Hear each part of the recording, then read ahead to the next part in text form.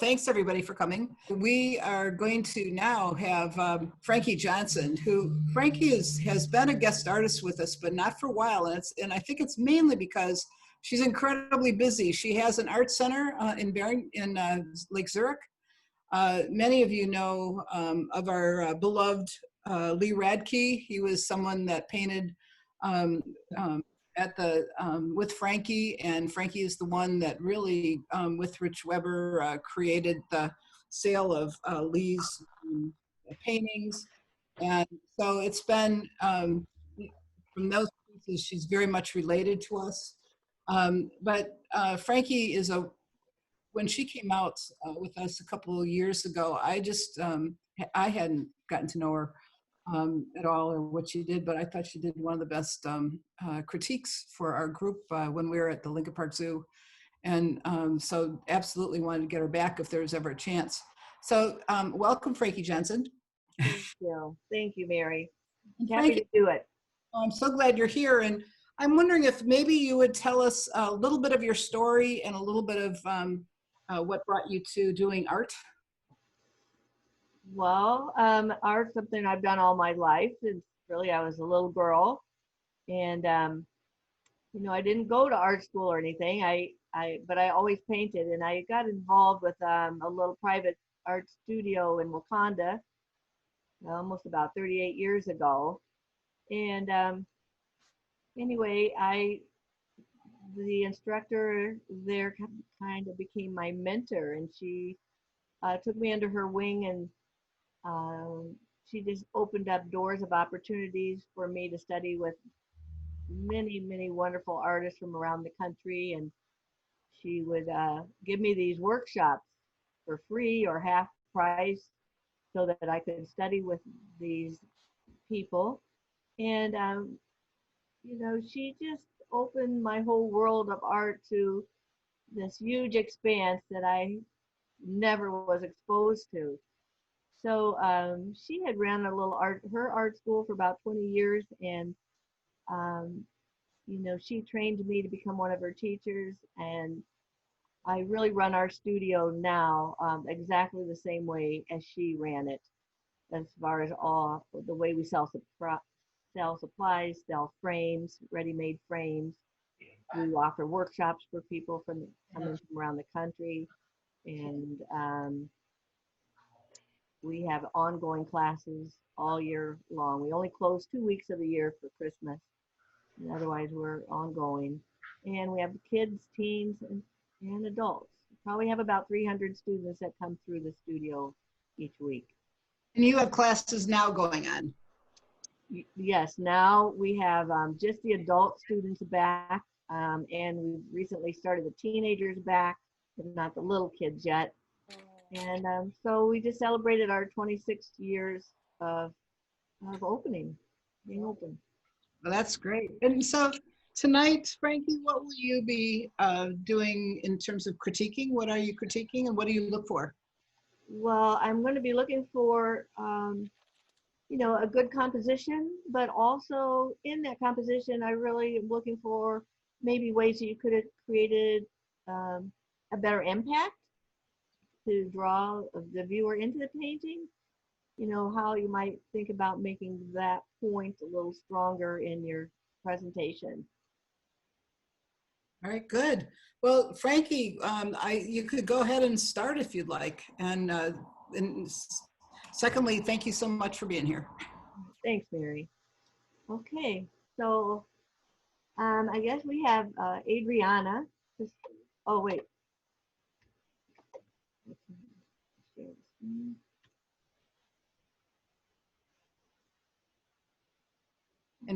And I don't know if people heard me say this before, but Frankie has been able to show both pictures on the screens, unlike no one else has been able to make this happen before. So it's great.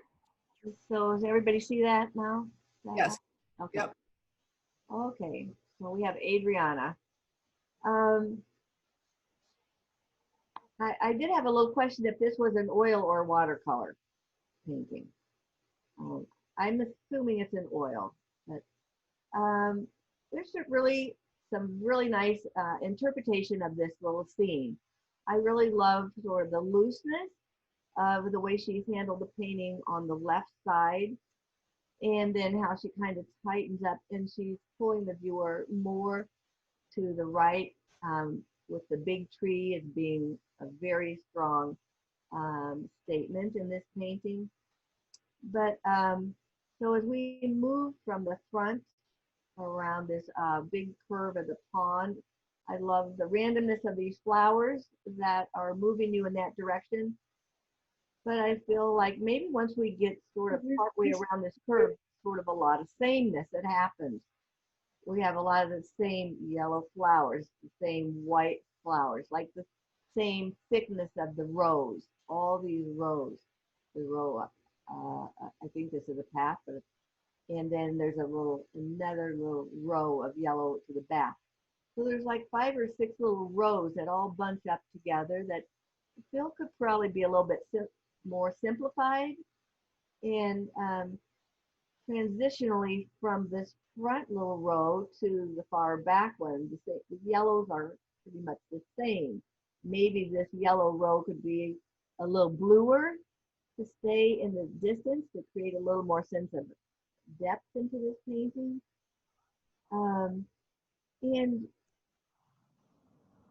along this little row of yellow flowers, it almost feels like right as you start getting more near the tree, there could be a few more strong strokes of this yellow that just sort of help pop or bring attention to the tree as well. I think the foreground in the very front feels a little bit too dark. It's almost too blackish to be natural in the landscape. And then I was also just thinking about the water. It's got some nice reflections, but I just feel like it could maybe use a little bit more paint. It would feel even more reflective instead of seeing as much of the canvas through there. Maybe just a little extra lightness around the top of the tree, a little bit, so it felt like it has a little form up there as well. Great edges to these trees and the sky. I love the paint, the brushwork, the colors, and the edges of these far away distant trees. So they're very moody. They're very good feel. Okay, so this is Alvino.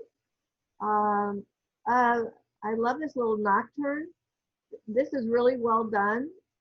It feels, the lighting in this is so believable and really edited well with, it's simplified, it's got detail, but not too much detail. You know, I look around at a lot of things, just even like the lighting on the sidewalk and the different colors, the brightest light being right under the street lamp or the light signal. It changes color to the left, to the peach, it changes color to the right, going more gray-green and then yellow again. Even the street. And a lot of times when you have these big ground pieces, they're painted pretty boring and they can be pretty much too much the same. But the variation here is really excellent. Even the curve, it's got little broken fuzzy edges, got sharp edges, sharpest edge right under the light where it should be. And I mean, I just think that's really cool. The figures read very well on the bench. You know, up at the top where it's got some lights hanging, you know, you're not seeing big heavy strings of light, just the little dots that indicate that there's, you know, that they're hanging. The way they manipulated all the line work, very fine detail in combination with great big masses of form. It's well balanced and just a great harmony of color. Feels good. Andrea? Okay, so I think, you know, I love a lot of things about this painting. I love the color harmony and the big volume of color on the left side of this painting from the front to the middle ground to the back. I love the sort of the looseness of the brushwork, fluidness of it, the mixing of the colors is exciting. And so is, you know, on the right side of this painting. The layers, they still interact, they're not too separated, and the harmony is good. So, but what I have just a little problem with is probably this inside of the path that you want to take your viewer down. I feel like maybe in this little section in here, there's too many dots of light. This one, this one, this one. And I feel like these ones between the trees are too light. So they kind of prevent me from staying in this path and moving on back. They kind of want to drag me over, and I feel like it's a little disruptive to be pulled that way. I'd like to make it really clear where I want the viewer to go. So I think that would be something I would just change a value on a little bit. I love these blue pieces that are kind of striking up the bottom of the trees.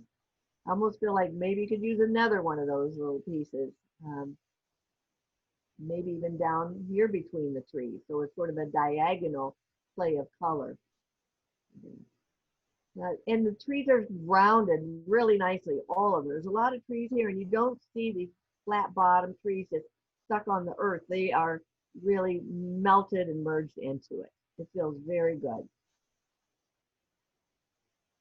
Anna, so this is a sweet little garden scene. I like a lot of things in here.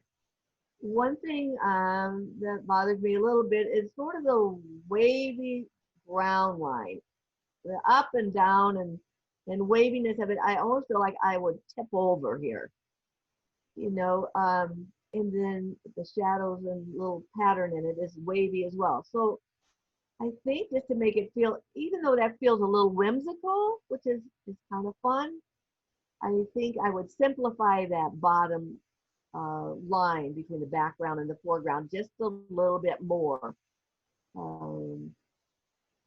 So I also jump up to this pot and feel like, you know, the shadow of the pot is too much maybe the same on both the right and the left side.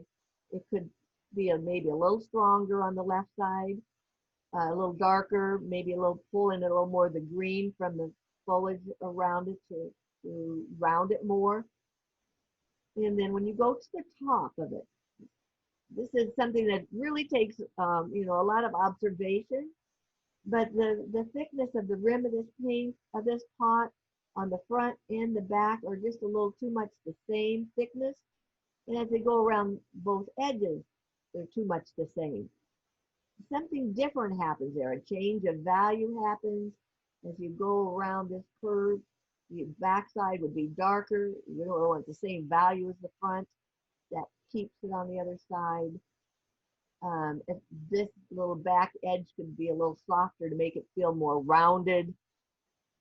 So because it's the brightest piece here, the brightest element against this dark, you really look at it. So you want to be sure it's painted the best way that it can be painted. I love the colors and the way this chair sort of melts into the background of the fence. It's sort of camouflage, but it's just separated enough by the beautiful gray violet colors on it versus the fence that's gray green. And just being a little tipsy on it is really nice too. So there's just so many nice elements here. We do have sort of this little halo of black around the top of that chair. Could be interrupted a little bit more with a few little extra leaves or a little branch cutting down through it. Kind of want to watch out for halo effects around items. Okay.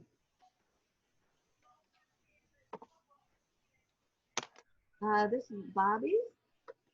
So this is a really nice piece. I love the abstraction and the simpleness of this piece. She's got a lot of great shapes. You know, I look at these big, simple shapes that she put in here to design this. And, you know, that's half the battle about composition, is really having interesting shapes, paying attention to those shapes. You always want to ask yourself before you leave an area, do I like all my shapes? Is there any shape that bothers me? And if it does, go back and change it, fix it. So even as she started putting some color notes in here, she stayed really, she pushed the value range intensely. So she's got these great dark pockets that are around these light areas. So it brings you to sort of the center of this painting. And it's powerful. Other edges sort of sort of fade away, but you really are pulled to the middle. But then again, in this middle section, I feel like we have this almost four pieces of the same color and value. The colors are slightly different, but the values are a lot the same. So I feel like there needs to be maybe one of them needs to be more important. So, you know, there's a little piece of pink right up here on this little hill. So maybe that pink could be pushed a little bit more, maybe intensely into this middle area, like one stroke cutting across this. So it had one different piece of color that would also add interest to this great little intersection. I think that would be very cool, and it would separate and push these other lights sort of away. So she has also really good range of sizes of all the little color notes she has in here. The darks are big and bold, but she's got a lot of nice smaller color or shapes and tinier shapes on the outside range. So she's really done a good job of creating the diverse pieces that go to a sort of an abstract piece like this. Love it.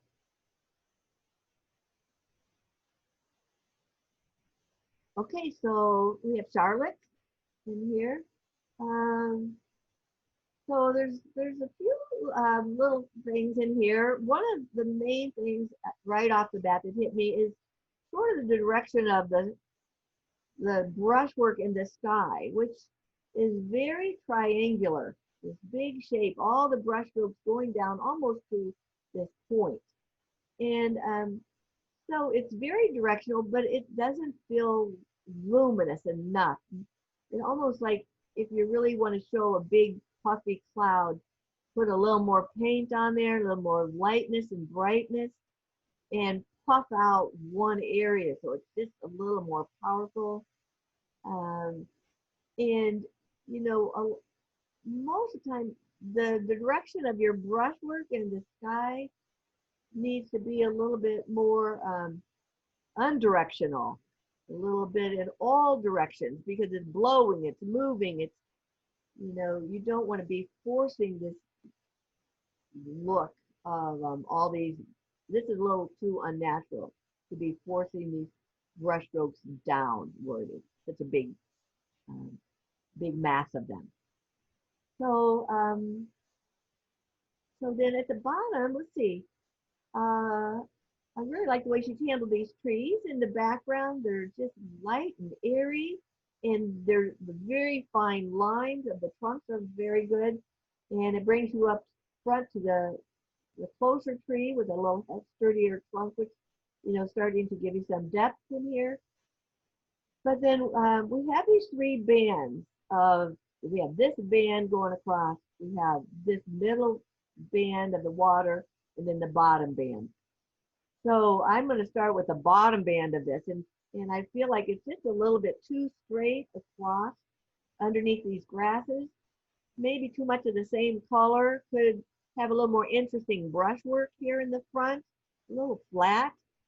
So you could texturize it a little bit, play with color notes a little bit more, interrupt that line of where the grasses are, maybe pull some up and down into this section a bit.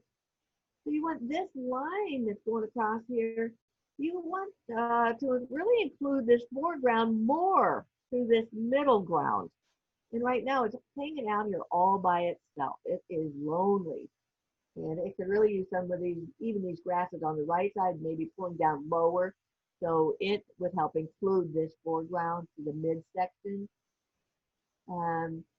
If we go around this little pond, it's pretty heavy with this brown. The brown feels a little bit out of place. Very dark. It's dark on the back. This back side is dark on the front side. So I feel like this piece could be a little airier, a little more open. So you can see some of these grasses a little bit better going through it. Reflection in the water then would be a little lighter as well. And maybe a couple of value changes in this water. Kind of the same from left to right. So, you know, you got all these great colors in the sky, different values. You know, pull some of those down here in this little reflection in this little pond.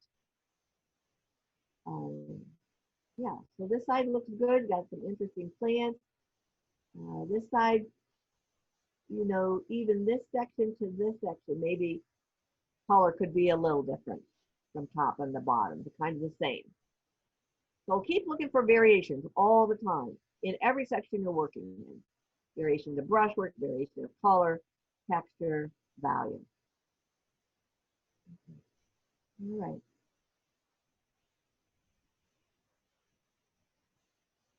So this is Deborah. So in this piece, I think the first thing that strikes me is the trees in the background are very, very dark. So that darkness really does come forward, and we want those trees behind the house to stay more behind the house instead of trying to jump out at us. So they really could be much lighter blue, a blue-green, to stay back there.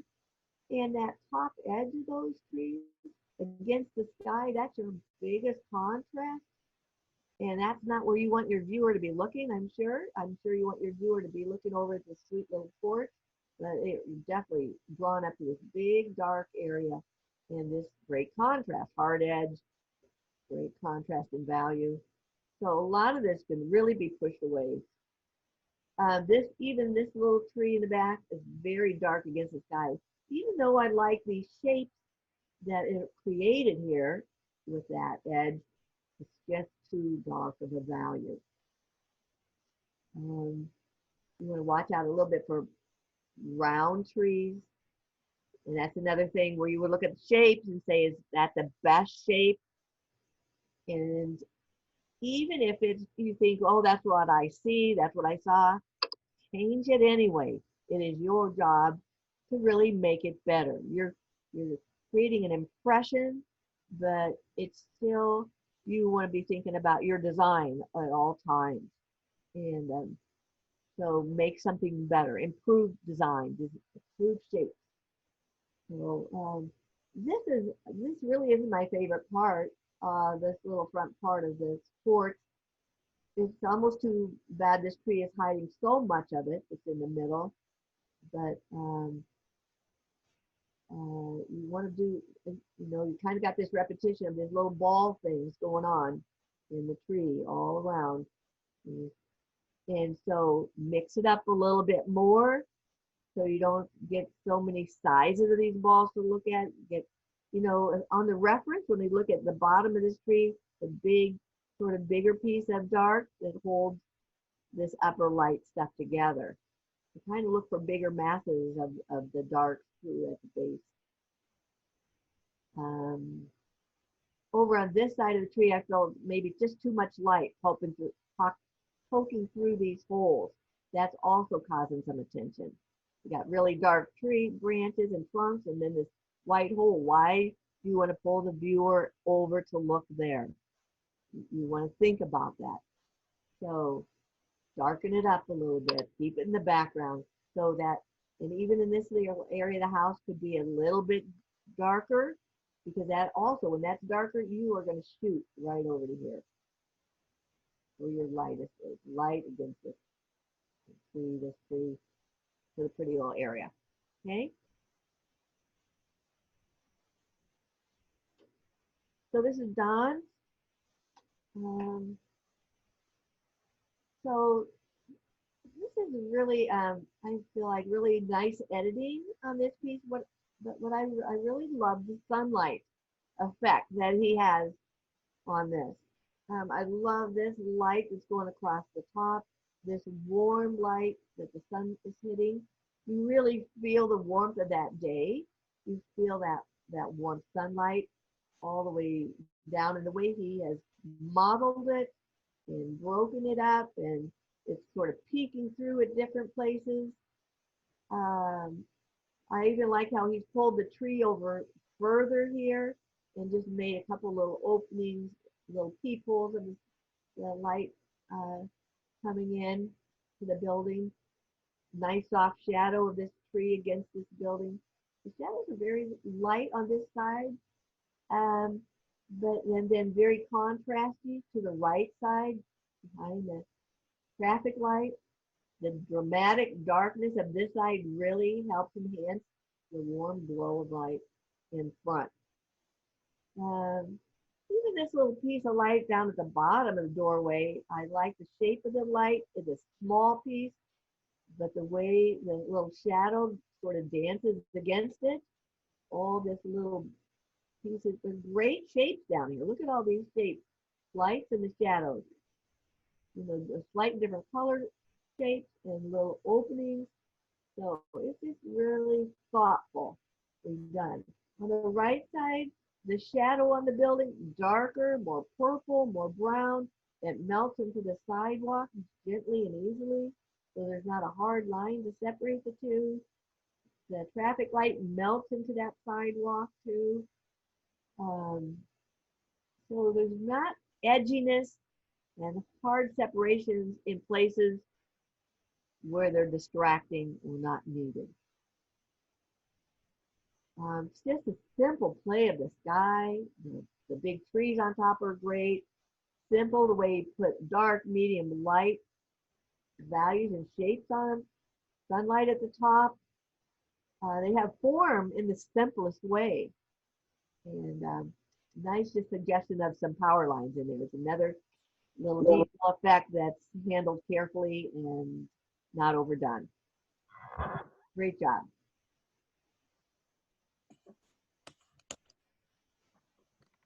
Okay, Elizabeth. So on this piece, Elizabeth, I think, you know, the main thing here, of course, is painting the statue. And so the light is so strong on this guy. I think you really could push it more in the front of his body to bring attention to the front side. And so it needs more attention. If this was done in plein air, you know, it looks like you spend a lot of time on the platform and the steps, but you know, sometimes that stuff can be taken care of more in the studio. And the hard stuff, get at the hard stuff first. Get this lighting. And so on, you know, the angle of the lapel, the front of his shirt, getting that nice bright light, lengthening his arm down his lap, get that nice long sleeve, and his arm down on his knee, get that knee up, pay attention to all those angles, the way the light flows on him. Even I would take extra time in sculpting this head, the light on top, down his forehead, and then sometimes it takes one little line on the front of his nose, the bridge of his nose, and you can let the rest of the face go a lot of times. But you made the most important, you've hit the most important spot. Then around his body, we got a lot of the same green going on.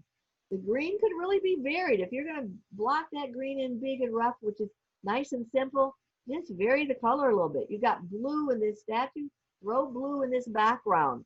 Throw it into the foliage to change it up so it's not so separated from each other. And so play that green up around this guy. If if you put that strong light on his front, put a darker green in front of him, set it off. If you have the dark on the back of his head, put a lighter green behind the head. So play up your values behind and in front of him to set him off in a more powerful way. And that's what you really want the focus to be on. The shadow on this side, you've got this dark shadow on the statue, but not on the bottom of the monument. They need to work together even better. So darken this whole side so that the light really shows in the front. Even on this piece, it's supposed to be rounded. So darken this side in here, back and forth, a little more shadow, so it's rounding to the front into the light. Okay. That's a hard one. I've done statues, a lot of statues outside as well, and I know how difficult they are. There's so much drawing to do, information to get quickly. It's a real challenge, and it's a great lesson, a great push in your skills. There's Errol. I thought this was a really nice composition too. The close-up, I like the close-up that he's brought you into this painting. The brushwork in here is very exciting. All the brushwork in the sky, the foliage, the wall, the ground. There's so much connection between all these elements.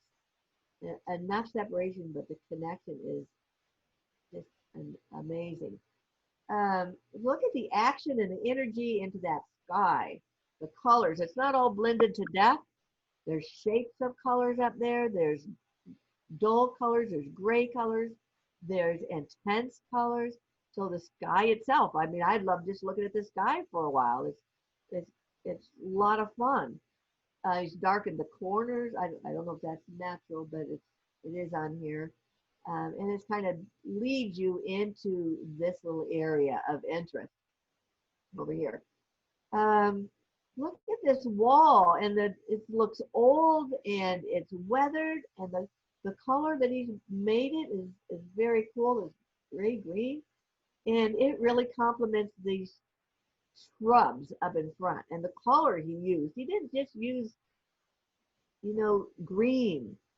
He's really interpreted it just to be this nice bright color of light on these big old bushes and scruffy plants.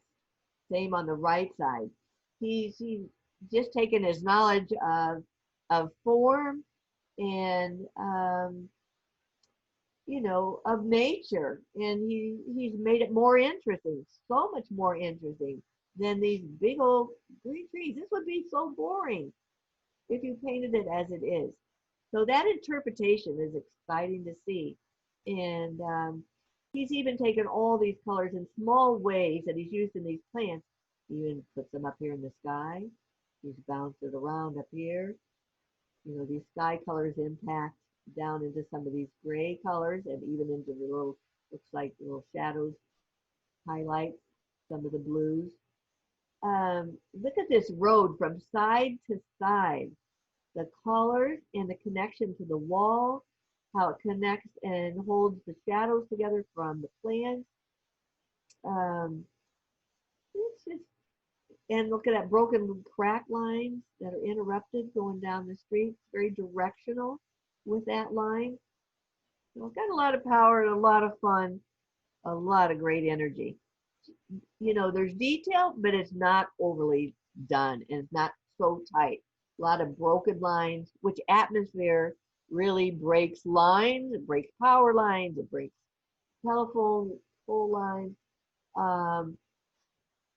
So, it looks very natural when you let some of those go and handle them a little looser and freer. Beautiful, Errol. So here we have Jean. A lot of nice things in this painting, a lot of nice elements. The color harmony is the first thing that strikes me in this. It's really a beautiful harmony of colors and interaction between these color notes. you still have a good feel of the background separation from sort of this foreground of the plants and flowers, but still enough interaction and connection to it. I like the way you handled the flowers with some of them, you know, all these different shapes, some really fuzzed out and sort of in the background undefined, and then some that come closer to you that are more brilliant or lighter. So these flowers have character, and you wouldn't really want to look for that too. Sometimes you can work a flower just too much, and it kind of loses its playfulness. But these are really working, and I think the one thing that could work a little bit better here is these three flowers that are in a row right here. I think that bothers me. It's the only thing that doesn't quite feel as random. Everything else is really randomly placed, but in a good variety of ways. But this almost too planned maybe. I think if you would almost get rid of this little flower, you don't need it if you keep these two. Since these two are a little bit bigger and more important in the center area, I think you really could keep those. If you lost this one flower, I think it would feel much better. It could be duller, it could be a violet color back into there. Right now it's surrounded by dark, so there's a lot of attention to it that you don't need. This dark follows up this line, which, you know, it doesn't seem to work very well. It's just too much of the same dark plan.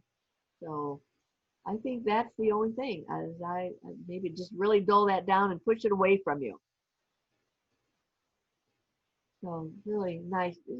The other nice thing about this, there's a lot of, I think, just good sizes, not only the flowers and good brushwork, but good brushwork and suggestions of leaves, stems, you know, different colors of these leaves and these plants. You can really see the variety going on. Very interesting. Feels great. It's really nice thing. Okay, Johanna. Oh, is this, yeah, Joanna? Or is that right? Johanna. So let's see. In this piece, I think the first thing that probably hits me is maybe the big darkness of the tree trunk. The big solid dark, so it feels very, very flat, not any form to it. So it wouldn't take much to bring a little form into it. Maybe just pick up any of these light colors that are in front of it and mix it into this dark and mix it into the front edge and lighten it a little bit. Pull some of this green into this and lighten that, so you could at least get a little feeling of form on this great big tree. This is what you're drawn to, because here's where you got the darkest, you got some of the lightest right next to it. You want to make that, if you want people to look at that trunk and over that direction, then you want to make it worth looking at and either be really playful with it, get more texture, more colors on it, or downplay it, lighten it more, maybe darken this area in front of it so there's not as much contrast against each other. So you want to think of, you know, just keep thinking where you want to be moving to. Because even though here you got a little directional light, this white going into these trees, this contrast isn't nearly as great as this is. These things. So watch out for that. This little tree, I almost feel like, you know, it's very round. It's almost kind of like a little gumdrop tree. And, you know, the couple things you can do to this form, this shape, to make it more interesting. You could take it up across this level, a little tiny bit higher. You could, since it's so full here, you just need to make this piece a little more interesting of a shape. Take this background color and cut into it and make a different shape, a little more interesting shape. When you do that, you really start becoming more aware of shapes. So ask yourself, continually ask yourself, as you're cutting into it and trying to reshape it a little, is it more interesting than where it was? Could it still be more interesting? Work it a little more. So you could cut into it. You could cut into this side a little. You might do that before raising the top a little, but it definitely needs a little more interesting shape. I think you probably don't even need to separate these two trees so much. This line that splits between them, since they're sort of hugging each other, you could almost pull them even more together in here. You don't need this much light. Even in this little tree on this edge, it's kind of tight along here. You can still use your background color again here and cut into this tree and make some little more interesting shapes again. You've got this tree branch hanging down and it has all these little shapes hanging off of it. You could do something more with these guys. On this tree branch, maybe need another variety, like another, could take the branches themselves a little further with maybe a couple finer branches, as you go from really thick here in the trunk to a pretty thick branches that come off of it, but no real fine lines. That would just push your detail a little bit further, make it a little more interesting. This guy is very heavy hanging down. I mean, maybe you got too many of these same little shapes here sticking off of it. So be careful of how much you're doing here and so little you're doing up in this corner. You could probably still simplify this a little more to make it feel like it goes with everything else. Because everything's pretty simplified in this painting. So, all right, the lighting is very nice and the mood that this set is nice. I love the yellow glow.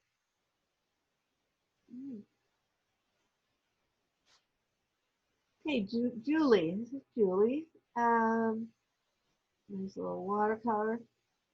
So I was wondering, it seems like there's been some just liberties taken in the lighting in this little piece, that maybe you wanted to lighten it up instead of going as shadowed as the reference is. And that's fine to do, but you want to just be sure you're still being consistent with your shadows and lights. So if we go to the little tower on the lower building, got a nice shadow on the right, on the rooftop and on the bottom part of the building.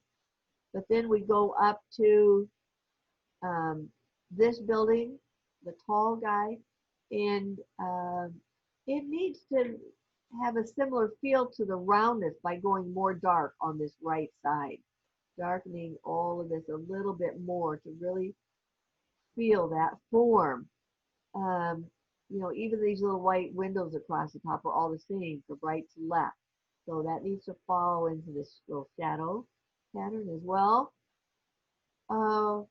When you're doing rooftops like this that are curvy, I know if you kind of run out of time a lot of times, but you want to spend as much time as you can to really get the curves the same on both sides. And even watch the underside of that arch, the underside of that roof. Be sure you really work the drawing so you have both sides the same here. A little more shadow on this side too of that little roof, so it's different than the left side. I love the little details you did pick up in the patterns on the building. Just nice little handling of doors and the windows. Really just sweet. The way you handle the brickwork on this little lower building, nice. So I think the only other little thing might be these little bushes on this left side really could have a little bit of, be more grounded to the sidewalk or to that little grassy area. They feel a little bit like they're floating. So if you could soften the edge of them and melt them into the ground, it would really tie them together into a bigger unit that's more gentle. And instead of looking at all that edge, it helps to force you to look over at the buildings and where you want to have those edges and where you want to send the viewer. Okay. So this one is Karen. So now this is quite a drawing. There's a lot going on here. And a tough one to do in plein air for sure, even in the studio. So let's see, I think one of the things I'm noticing here is, you know, under this little porch area, I almost feel like just right under the eave, it could even be a little bit darker in this light violet that's here, darker value, to really push it back and make it feel like it's way under this front eave. So you can feel the porch more, darkening that value. Sort of the same thing up here in the roof line. Underneath this eave, under the roof, darkening that so it feels even more like the underside of the roof. Darkening those two areas, this and this area right in the porch, will give a lot more dimension to this building. Over to the right side, I feel like just the little railings on the porch could be darker because it's on the far side of the building, so you can, you know, push it away a little bit more. Then I look at this front porch. So I'm looking at here because since there's, you know, there is nothing you can say about this. I mean, this is just so, you know, well done with the little figures, the steps and all. Really beautiful. But you want to keep sending reasons to send your viewer over there. So I look at this big front porch area here, and you know, there's a lot of sort of sameness across here with the light and sort of the shadow, and then the big light across the top of the bushes here, the flowering bushes. I might have a tendency, I would maybe, kind of what I like to do is darken some of this on this side a little bit more, so a little more shadow, and to push the viewer over here. Keep this side light, all of this, the way it is. Like just having this one light area and darkening a little bit of this, it helps to shoot the viewer to this front porch area even more. So that's about it. Right under here could just be a little bit darker too. Same thing, darkening, so it pushes more depth into the porch. That's it. Great handling of plants, the ground, the trees. Very nice, Karen. Beautiful work.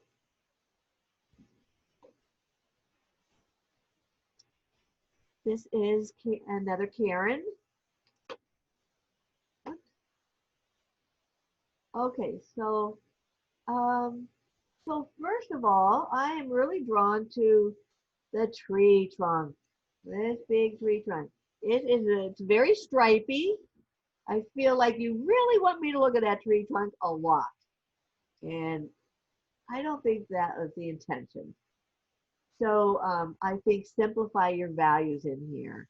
Simplify the form. It doesn't particularly feel round, so, you know, focus on the roundness of this form and darkening it, because it is under this big, giant, heavy tree.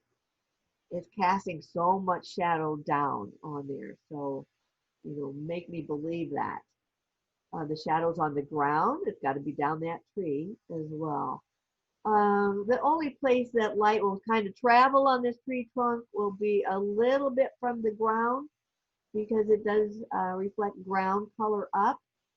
It could just, but not as light as it is, for sure. A little bit more of a warm glow from the ground right in here, but really darkening up in here. So I'm also there's seems to be just a little issue here between this big pink tree and this purple tree. All these darks are running together. And I think if you want to show the viewer that this tree is back behind this front one, that you need to change the value. Lighten it and push it away from this dark tree, the green of this tree in front. It's just too confusing in there. You know, pushing the pop of these color, this is what you were after, and you really nailed that. You know, I love those flowering trees, and you can tell that's what you loved and that's what you were really after. So, you know, that's not easy to get. That feels good. And even the way I like the way you push some of these little lighted colored flowers out on the edge, and the way you sort of zigzag the shape of the tree over here. Beautiful. But then we have this straight line over here. And you got this little boxy rectangle. You know, don't forget to be looking at all your shapes. This is critical. It could just ruin the painting if, you know, you just let that go.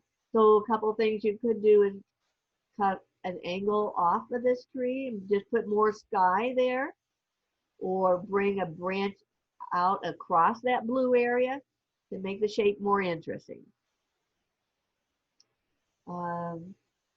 This little tree, it looks like it's right underneath this big one, this little bush. So if it is, it really seems like naturally it would have more dark shadow over the top of it. So it doesn't quite seem to go as particularly there. It could just, if it was a little darker, I think it would work a little better.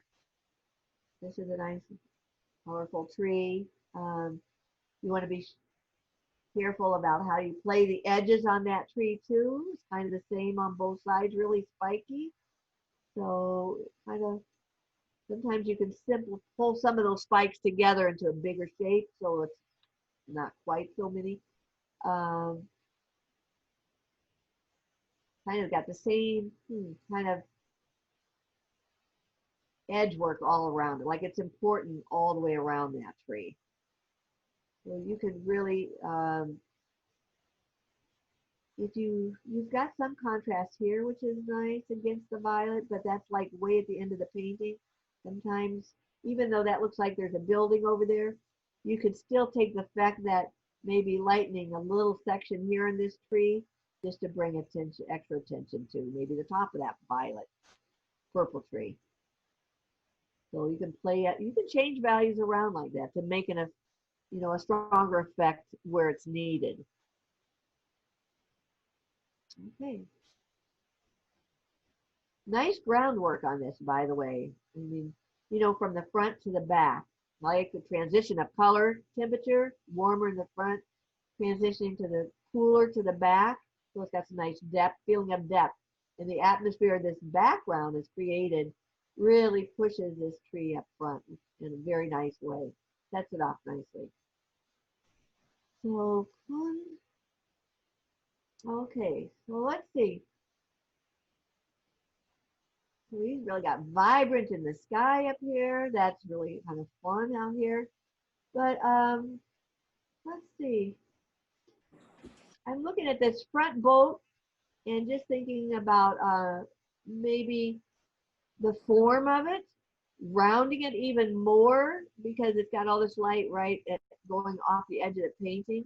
So maybe more shadow through this whole side of the boat. So it's rounding out here towards, you know, getting lighter towards the light in the painting.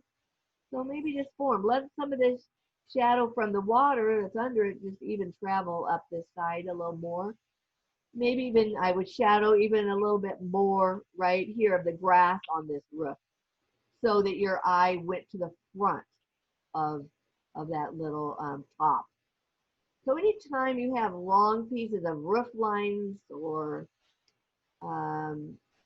tops of any structures, you kind of want to think about varying it, the color from end to end, and maybe the value from end to end, and the contrasts that are around it.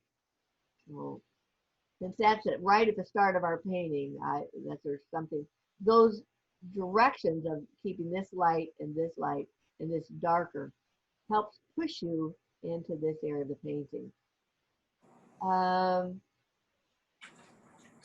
So I think there's a little bit of conflict to me with the lines of this building and the lines of this boat. All these lines just feel too much sameness. I think maybe if you, when you're using your pastel and you skim this surface using the side of your pastel and do a nice skimming along this, it will soften some of these lines. You'll still see the feeling of, you know, the windows and stuff, but it will soften it, but not, but keep it into the background more, so it's not trying to jump forward at the same level as these front boats are in the front bridge in the building. Everything on this right side, this feels really good. This is a beautifully handled building, and the foliage, the water, oh my gosh, it's just so nice. And the color of the bridge I love.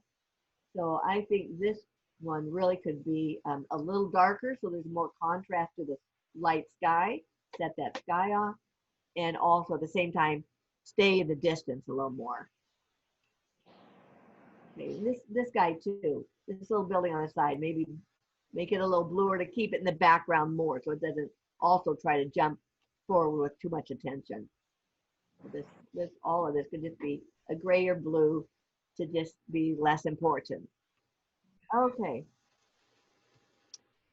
So let's see, we have Lori in here. So see, I love the focus in here. This is it's really a nice way to play up a focus by having strong interest and power, really impact with the color notes, the detail, and letting the outside edges of the painting just sort of disappear and fade away. It's really kind of fun to have that happen.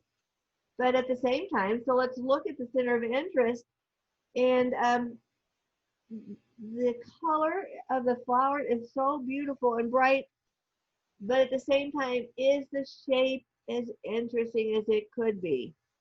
So really, this could have some little strands of these colors, even though, you know, maybe that's what you're looking at and you're seeing, but you got to get to the point where you stop looking at the subject and start looking at your painting a little more, because you could just have a little bit more fun with this flower shape.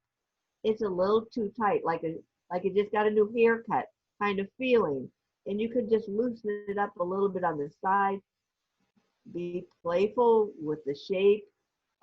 It makes a huge difference, and it's kind of lit almost too evenly here on some left to right. So to even give it a little bit more power up here, maybe a little more shadow on this right side, like the pot is more shadowed, so shadow the flowers a little bit extra. And same thing on this the white patch of flowers. This has doesn't have any form particularly. They it feels like we need to get this whole little pocket in shadow because it's underneath this flower pot. And try not to have so much of the light of the flowers at the bottom of the cluster, and just keep them more on the top part of the form. That will create more form in here. When you have light from top to bottom, you know, it flattens out the subject. And so sort of beware of that. Keep your light on the top, darken some of this up a bit more, and especially this little corner. Everything else in here is just delightful. The way you've added a little detail around this outside, keep things forward, but really great sense of depth in here. Okay. This is Linda. Well, let's see. Okay, so in this piece, you know, the depth, there's not great depth in here. You know, when we go from this far, the front all the way to this far back, um, you know, when you have these trees way in the distance, often they'll take on a little bit of a lighter color and maybe more bluish tint to them. It would really be nice to see that so you could really feel like they're far, far away and in the distance.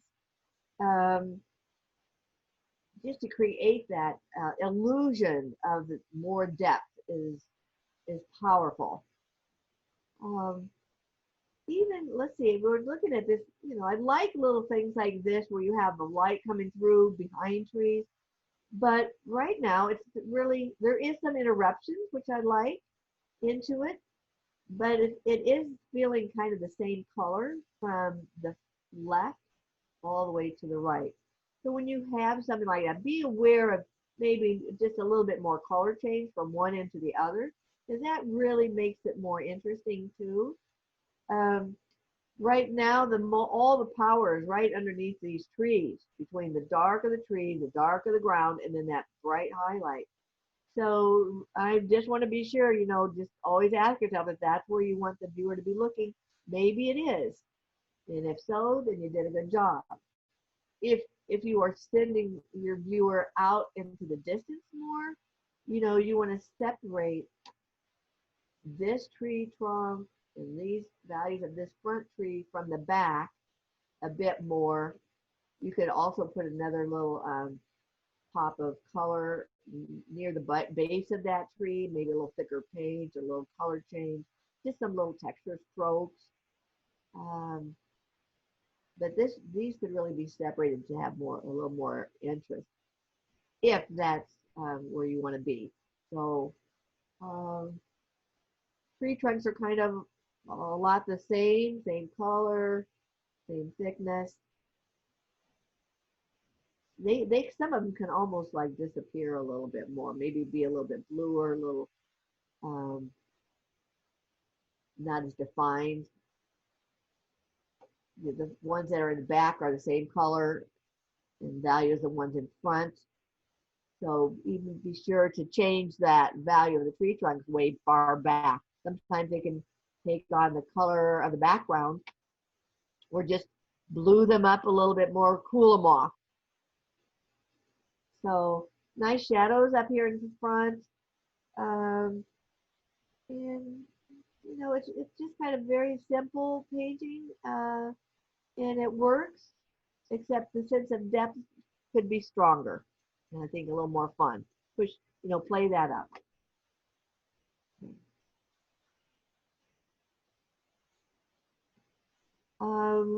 Marcy. So, okay, let's see this little piece. You could really, I think one of the first things that hits me is maybe the wobbly shoreline in the back. It's really up and down and feels kind of wobbly.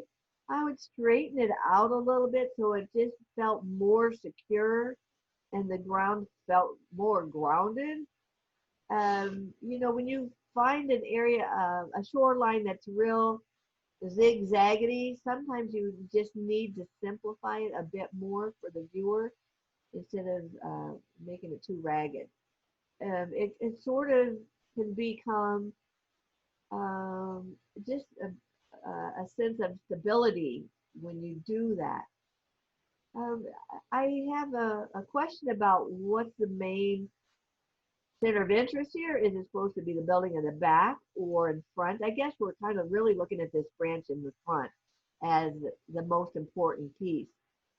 Um, but if it is that, which it has most of the detail and a little extra contrast, I, you know, I would work on making this little branch a little more interesting, maybe instead of as stubby as it is.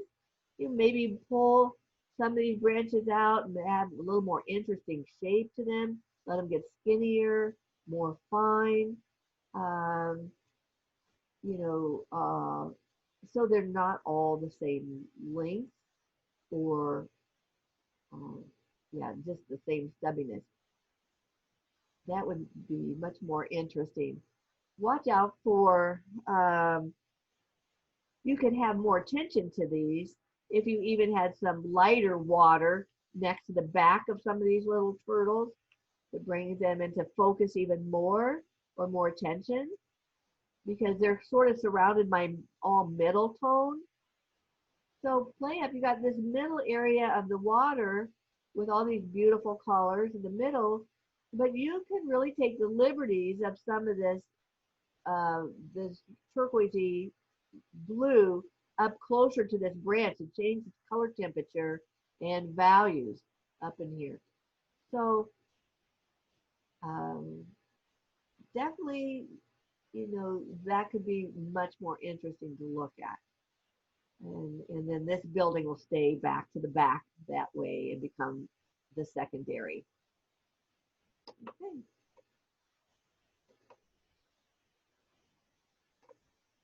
Okay, Mary, love this little brick pond and the water and reflections in here. The colors are so rich in here. The darkness and the very greens. I love this. And I love the play, just your brushwork, the energy on the brick top of this thing. I think that on the bird itself, on this little statue, you probably could just take a few more minutes on this bird to feel his back a little bit more, where the wings come together on his back. You're kind of missing the flat part of it, so it kind of loses its form right in here. So a little light to round over the hump of his back to his neck would be really good. And then the shadows under the wing fall right into the shadow under his belly. They'll just connect instead of being in this big circle, the whole thing. I like the energy that's played with the flowers outside of here. I'm thinking you probably don't need this strong light at the top of the painting as much. You could probably just diffuse that and soften it so that you just stay down in this front part of the garden and let this just sort of melt away without much importance. Oh, I was thinking one little thing over here on the ground, because I love, this has a sense of being really like a hot, hot day to me, this warmth. But just to break up some of this orangey peach color, I would take advantage of maybe these little pink, this pink color. And since you could make it like a similar value as this, just putting one or two strokes of the pink across this orange will just kind of balance the color temperature a little more, because we have this hot area and we have this cool area. And so since this is such a big hot area, I would balance the color temperature with just a stroke or two of pink, which would help balance the coolness. Okay, wonderful. Maureen. Okay, so let's see. So I'm thinking about these two trees in the front. That I feel like this tree on the right side is got really too much light on it, and you know, it's kind of equal attention on both of these guys. So the glowing light really is hitting this side of the tree, the left side, and this can be like less important. You could put more middle value on this tree, still keep it rounded, let it just fall into the shadows more, so that we're not trying to look at both of these trees so much. The lights that are between the tree in here, these light blue lights can be darker, so they stay back into that, you know, behind, and they feel like they're trying to jump forward too much. I would watch some shapes that are, you know, I see this curly Q shape over here in the tree. Maybe just dull that out, darken it slightly, push it back. Don't make too much of it. I'm gonna watch that. Um, and I might even push into this tree, the lower part, a little bit more darkness on these two lower branches. Just a little darker in the shadows. We don't need them to jump out so intensely. I love the way the top of that is handled. Let the light sit up there and just let this fall back in the shadows. That has a nice little groomed feel. This light is nice. Yeah, the rest of that feels very good.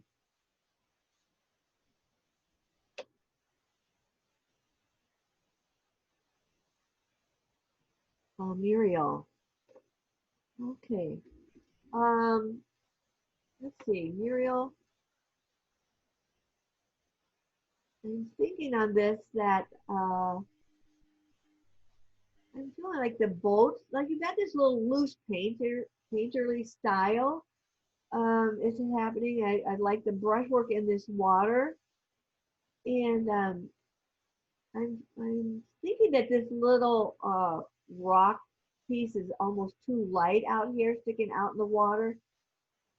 I don't think you need as much attention on it. I would probably put the attention on the little bush above it to lighten it a little bit more so it stays closer to us and it'll separate more from the tree line that's in the far background. Right now they're running together like they're in the same area.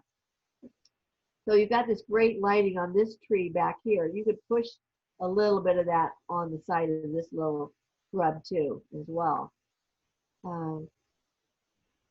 I feel like this boat is just a little bit tight along the edges, and it could be just a little bit looser, maybe break a couple edges on the back of this boat, just to loosen it up to make it feel like it's going with the loose painting style of the water.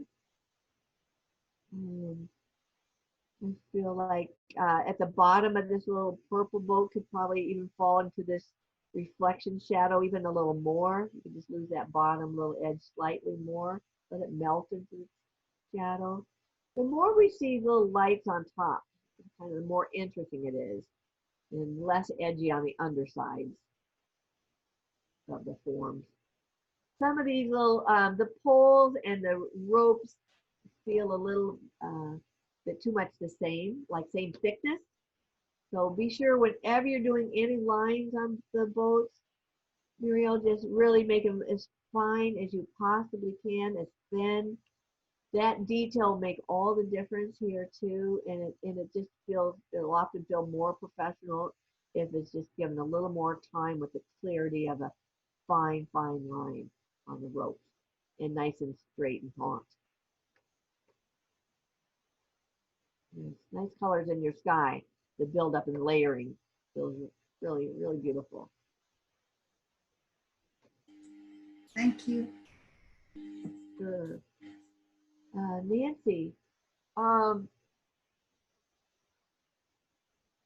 the two buildings, I was wondering if if one was just the beginning of the other, but I'm thinking it's two different sort of color works that you were doing. Well, I'm going to talk about the one on the right because I think it's really just beautiful. I think it's very glowing in the colors, the harmony of colors I love between the violets, the yellows, the peaches, the sense of sunlight going under the tunnel, and the warm light out there is just so captivating. It is really pulling you out there. The shapes of these boats, very well thought of. The shapes of each one of them is so different and the drawing is so precise, but there's just enough connection to the water with broken edges and softening at the top of these little points that are so wispy. All the reflections in the water are coming from up above, just subtle little pinks, subtle yellows, and turquoise and blues. you know, it's not, the figures really add a lot, but they're not the most important. It sort of, I think, really feels like you really nailed the center of interest down here under the bridge. I love the blue violet that sits just in the top of that boat, and the little detail above it with figures, a hint of figures, is just gorgeous. So I think there isn't anything really to improve at all on it. It just works all the way through. Lovely. All the, you know, simplifying these buildings, just using the side of that pastel for some layering is so fun to see the colors come through without being too distracted with too many edges. Really fun. Beautiful, Nancy. This is Pam. So let's see. I'm thinking your focus is mostly the top of this little building. It's such a beautiful church. So, but the top of the church feels like it's getting a little sort of competing with the shrubs underneath and all the little circles that are showing highlight into these bushes. I would be careful with this church. It looks like a little apple tree or something. So, you know, if you want to highlight the top of these trees and simplify the shrubs, take out some of the detail of the shrubs so that you're forced to look up at the top of this church more. I think too, if these little doorways down underneath were darker, that would help push our attention up to the top of the church as well. And then really spend time on this little tower with maybe there's some really nice little pointy things that interrupt the round, you know, ball, the dome, and it's a nice balance when you use round forms as well as little angular structured pieces wherever you can. So even across the top, kind of pay attention to the little dome shape that's on the top of the church with some little details under it. So pay attention to as much of the detail almost as you can on that dome. And, you know, I have a little issue with maybe the brushwork on top of in the sky. It almost has a feeling of being water instead of sky. Usually, if you're going to use that kind of brushwork, you would use it everywhere if that's the kind of a style you want to pick up. But otherwise, maybe use longer brush strokes, more fluid, bigger masses to make it feel more cloud-like than sky-like. That would help a lot. All right. Complicated subject, and kind of fun to see how you really zeroed in on. You might not need as much of this down here at all, because since this is your focus, but at least keep it simpler, maybe a little darker so the reds aren't repeated here and here. This would be darker, which would be helpful, I think. Then you've got all the color happening up here. Okay. Patricia, so I love this little table and chair set here. This is really nice. I'm looking at this little building. It does feel very flat in the background. And I know it should have some dimension because we have an inset for the doorway here, but then we have all this black with no feeling of going inside. So just really along the side here of this doorway, in part of this black, it could be lighter. So it looked like the wall or the side of the door open or the wall before you get into the, you know, the more of the darkness. Even into a dark pit like that, sometimes you can just put a couple of shapes that are just really subtle, sort of, you know, slightly lighter. It looks like something's going on in there without making it anything particular. This is kind of feels a little heavy. There's all this yellow wrapping around this roof like a big rainbow. So you know, use that to more advantage of setting off the umbrella. Like here is really nice. The way the yellow hits this nice edge of this umbrella, you crisp it up in a beautiful way. You've surrounded the umbrella with darker, medium dark values, darker values. You've got dark underneath it, this intensity. So let that be where all the work is done, and let all this go away from you.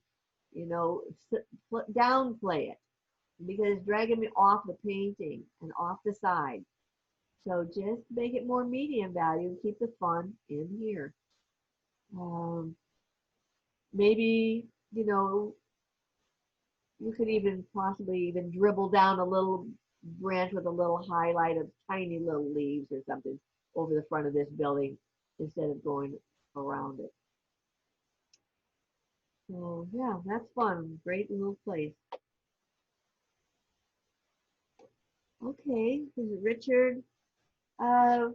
This is really nice, Richard. The mood you created in here too, and the color harmony.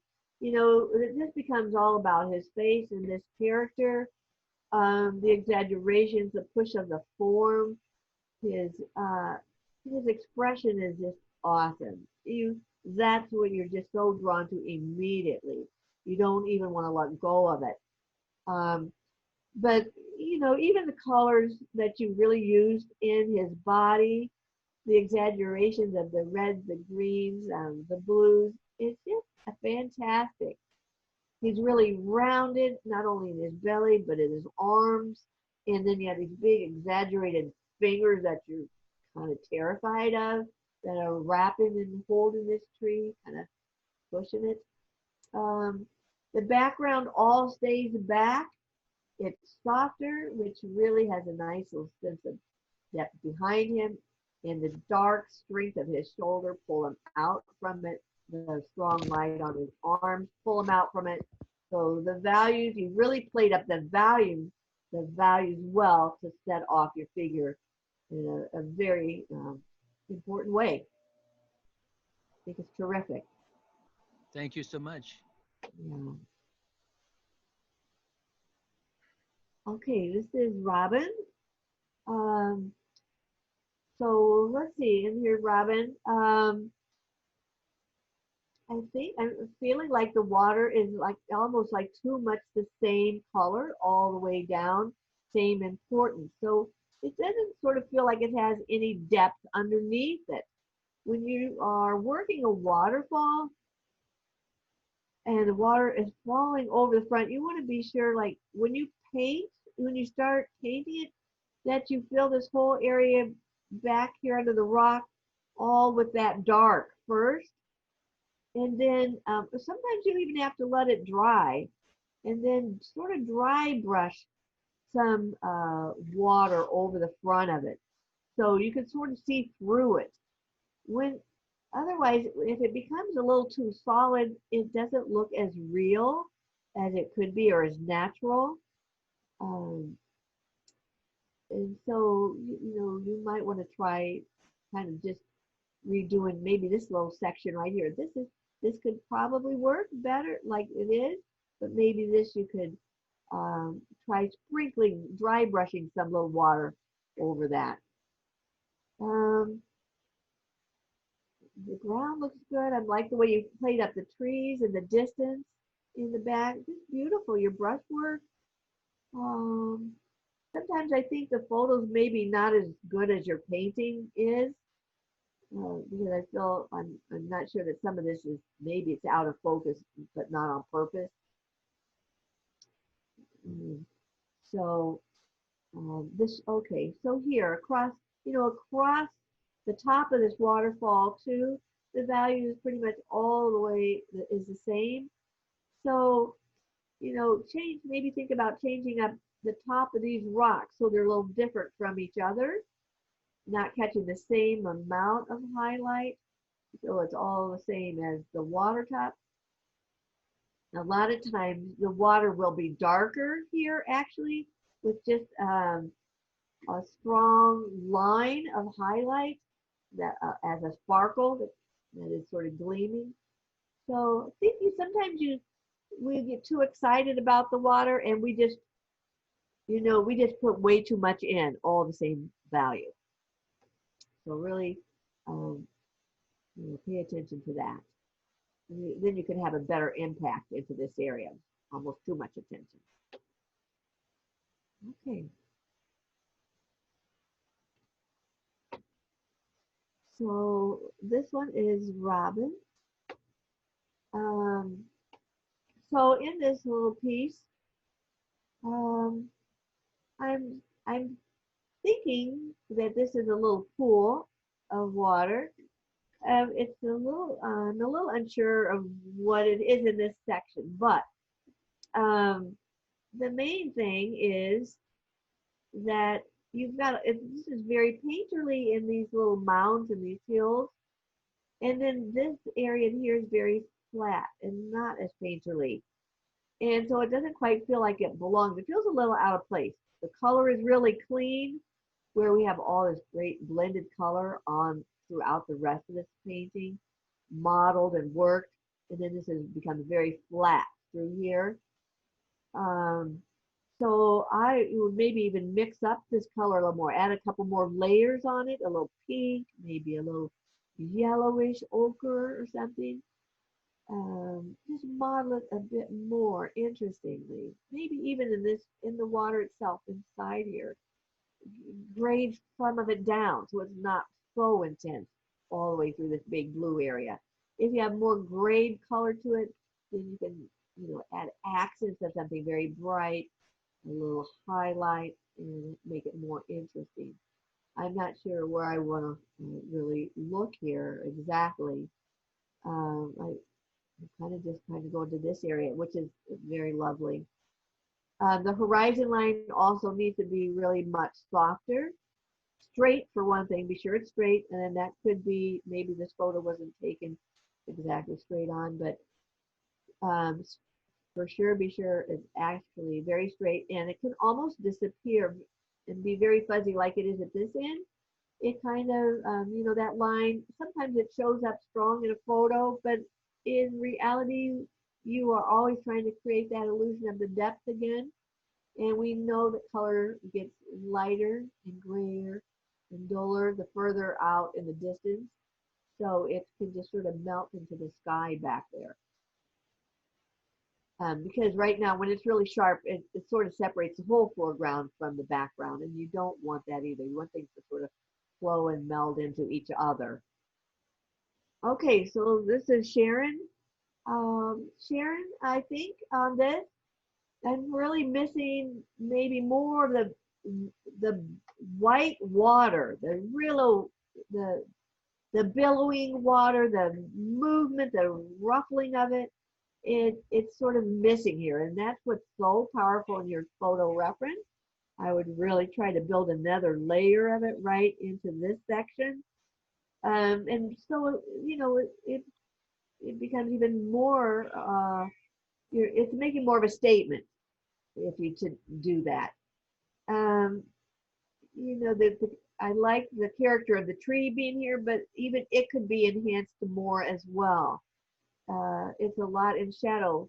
You could enhance maybe a few more fine branches on it, or out here with the branches over the water, you really can't see it, but maybe you could highlight the top edge of the branch a little bit more to bring it out in front of the water a bit.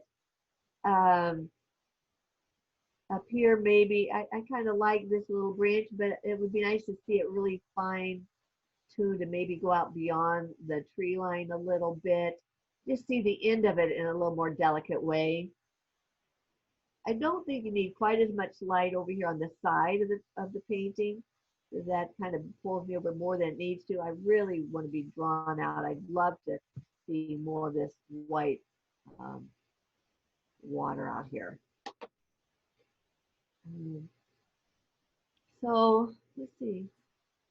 Nice blending of the water. I love the harmony. It has a nice mood to this painting. Love the sky and this cloud. And this is amazing. It's really expressive. So, okay. I think that's about it on that one. Let's see what else we got. Steven? On this one, I'm feeling like the underside of the cloud is just too defined. So you've got attention on the top of the cloud and the underside.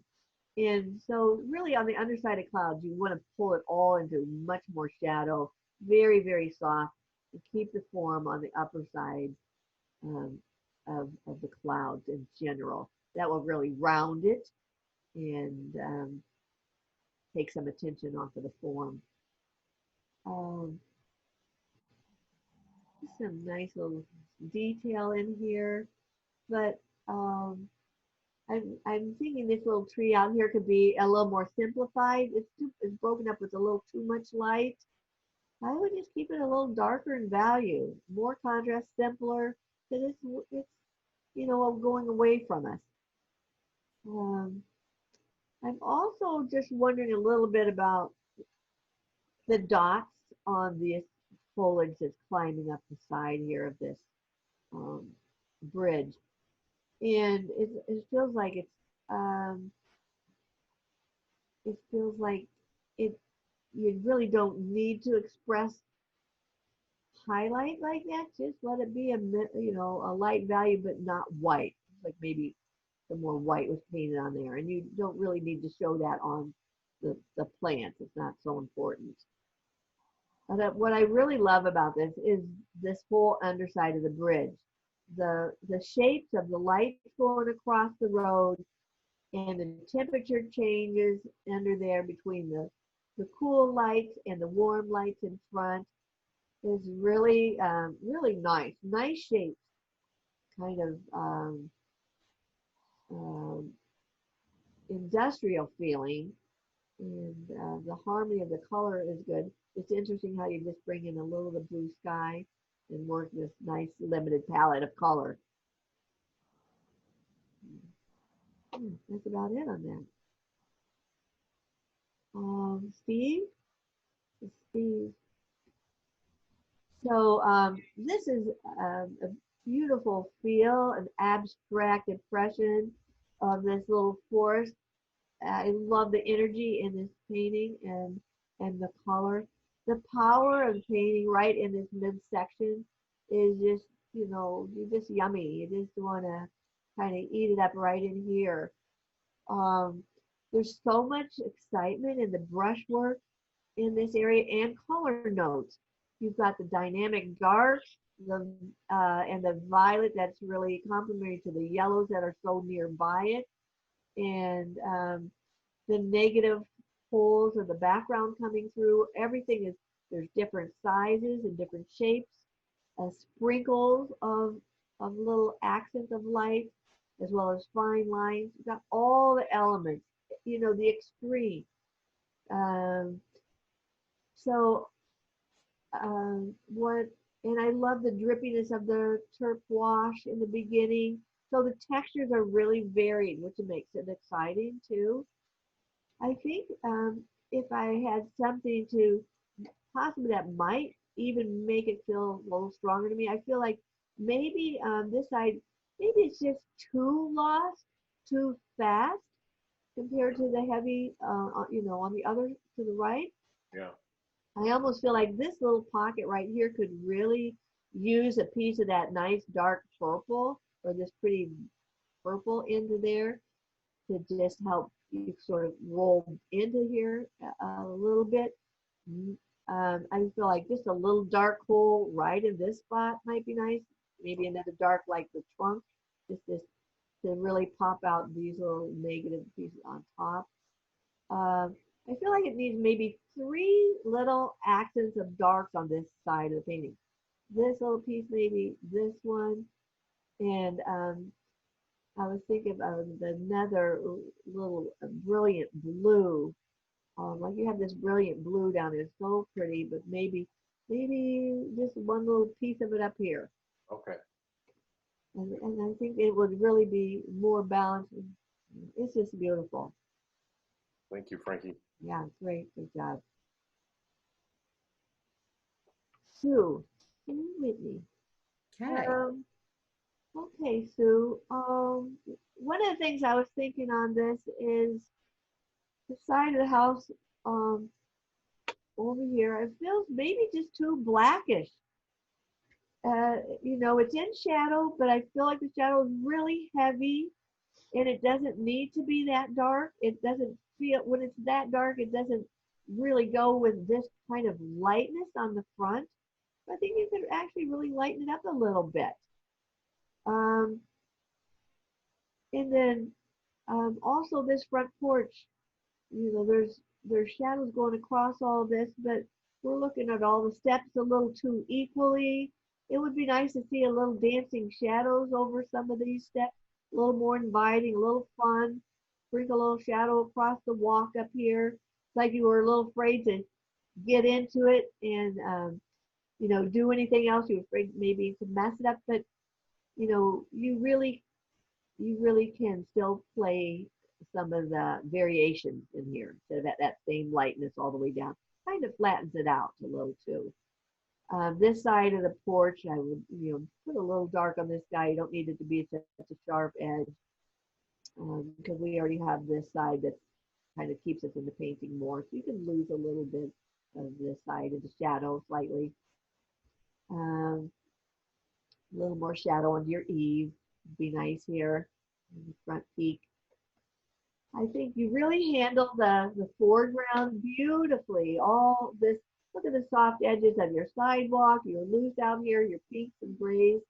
The way the shadows falling across here, so nice. And then you stop here. Okay, so watch that. The flowers are great. I love that these are so close to us and the forms are beautiful. You took time with them. The midground is fine, not too much attention. And yeah, the trees and water. I know you got all the elements in here you were looking for. But I think this is the biggest kind of issue right here. Maybe, you know, playing your shadows in front. Okay, thank you. And okay, one more thing. I think one more thing is a little more dark in the porch area here. That would make it a little more depth going into that front porch and set off your lights even better in front. Okay. A little more darkness in there. Okay, thanks. Got that? Okay. I got it. Susan, let's see. Nice, just a really nice impression of this little street scene. You really simplified it so well, Susan. You know, the figures that you got in here, the bikes, everything is working. There's a great harmony. The sunlight effect coming in here is really, really nice. I think maybe, maybe it's on these two little overhangs. Yeah, I think you could probably push the shadow more on the side, so a little darker, so we really felt the light in the front.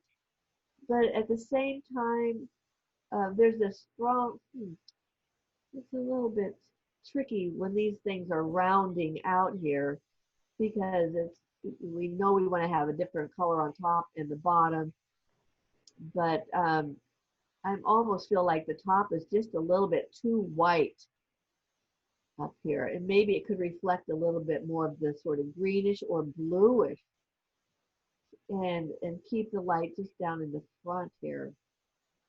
Because the most important light is way in the back on this hot wall. Right. So I feel like maybe these could just be a little more in shadow on the tops of these guys. They should, this one also should be shorter, a little shorter on top. It should be shorter than this one in perspective. You know, let this guy come straight across and cut off a little of that top. Okay. To lower it. Okay, so I think you have a lot of maybe glare on your photo. Yes. So it's hard to see. Wet paint back there. Yeah, it's hard to see your darks, and I know you have more darks in there than I'm seeing. So, beautiful piece. Nice job. Thank you, Frankie. Yelena? So, I think in this piece, you know, this lilac tree is just beautiful. And I mean, there's nothing more beautiful in the spring when you get these flowering trees, but I think it's getting a little bit confusing with the greenery, and I think you almost need to simplify the green behind these flowers a little bit more. It's like we're looking at the bright yellow leaves and the flowers, and they're becoming kind of one. So maybe I would just simplify the green in this tree and make it more massing the foliage all in here. Keep it very simple so you can really play up the form of your flower so they stand out even more. You can use the green to set some of these flowers off, like pick a little section in here and a little grouping and set them off by darkening the green behind it or lightening the green behind it, but set off your flower cluster. This is a nice little piece right here. It has probably the most sort of depth to it, darkness of it, light on top. Kind of, it really kind of stands out kind of nicely, but we need some more of those. Yeah, maybe even a little bit lighter sky out here. Might even set these little flowers off a little more too. All right. Compositionally, I'm looking at, it does really fill up your canvas a lot. Sometimes, you feel like everything's getting squared off. Sometimes you might want to think about even cutting a little section out so you could see a little more sky possibly. So that's kind of a nice thing to do too for enhancing the composition.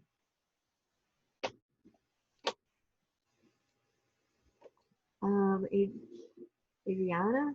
This is where we started. Beginning. Yep, Yeah. that's it. So Frankie, there are so many great comments here just about the great job that you've done, and people appreciated how specific you were and how much they learned. So thank you so much for this. You're just very, very generous in getting very specific in all of these. Oh, it was my pleasure. I love helping any way I can, and it really is my passion. So I'm happy that you asked me to help out today. Well, we have a couple minutes left. I also just want to kind of just make a comment. I'm so appreciative that Nancy and Don and Errol and Steve and other guest artists have put in paintings and had the courage to do that, not to feel any concern or whatever about putting that in. It's really fun to see that we. Absolutely. So thank you. And I also caught that somebody had inadvertently put in 2 paintings. I really do try to catch that. So sorry I didn't catch that. But anybody have questions for Frankie? You can either type them in or just speak out. If we get into a mess, I'll tell you. Anybody have questions? Well, Frankie, unless I'm just saying thank you, Frankie, wonderful critique, very useful. I think that we're going to just call an end to this, but thank you so much for your time and putting all this together. And it was really wonderful to see how you worked out with the reference and the paintings together. That was extra helpful. So thank you. Well, thank you for asking me, Mary. Thanks so much. All right, everybody. Well, thank you. Right, thanks, everyone. Thank you, Frankie. Thank you, Frankie. Thank you, Thank you, bye. Thank you, Maggie. Thank you. Thank you so much, Frankie. My pleasure.